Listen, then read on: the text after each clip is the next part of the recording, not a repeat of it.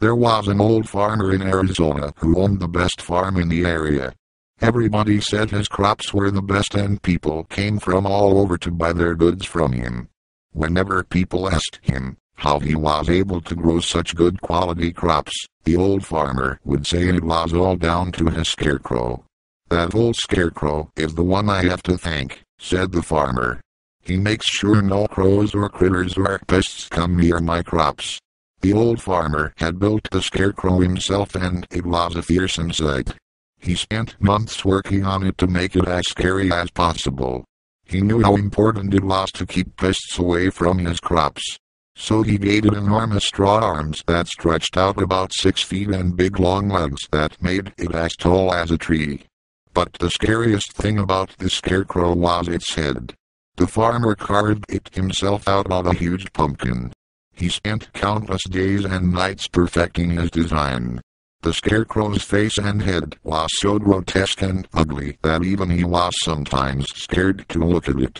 But it was very effective, scaring away every rodent and bird that ventured near. The neighboring farm was owned by 2 young men who were brothers named Josh and Harold. They were lazy and never did much work around the farm, which resulted in their crops being bad. They were jealous of the old farmer's success and were plotting against him. If they could drive him out of business, they could take over his farm and make more money. So one night, the brothers decided to sneak onto the old farmer's land. They stole his prized scarecrow and brought it back to their own house, where they stuffed it into an old closet so nobody would ever find it. The next day, the farmer woke up to find his hideous scarecrow missing and all his crops being eaten by rats and crows. He fell to his knees and cried, knowing that his farm would soon be out of business. Meanwhile, the brothers Josh and Harold were watching from their own property and couldn't help laughing out loud when they saw the old man's tears of grief. Hearing the laughter, the old farmer came over and asked them if they knew what happened to his scarecrow. The brothers looked him right in the eye and said they had no idea where his precious scarecrow might be. "But you know I'll go out of business and have to sell my farm if I can't find my scarecrow," said the farmer. Josh just laughed in his face, saying, "That's just your tough luck, isn't it?"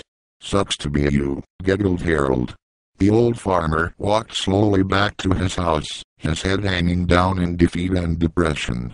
That night, Josh and Harold had trouble sleeping. Not because they felt any remorse, but because they couldn't get the image of the scarecrow's horrible twisted face out of their minds. They decided they would never be able to sleep as long as that ugly pumpkin head was in their house.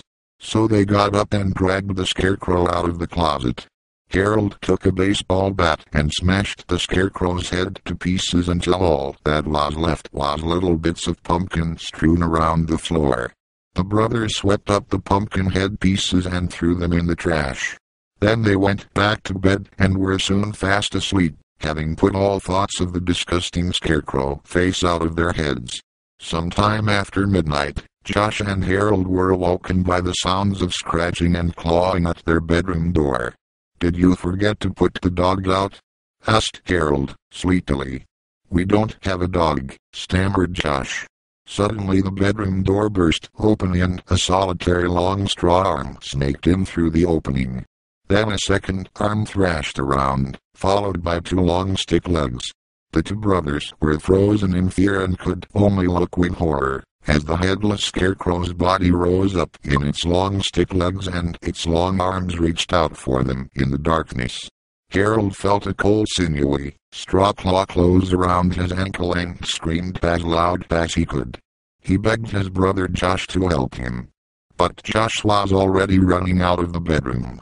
Fleeing in terror, he ran down the hallway, crashed through the front door and out onto the moonlit road. He ran as fast as his legs could carry him, puffing and panting and screaming at the top of his voice. As he passed his neighbor's house, he saw the old farmer standing at his gate. In the moonlight, he could see the farmer just staring at him with a strange smile in his face. Josh kept running, his bare feet slapping against the rough gravel road. He glanced back over his shoulder and saw something that scared him to his very soul. He saw the scarecrow running along the road close behind him. It was gaining on him, coming closer and closer. And that wasn't all he saw.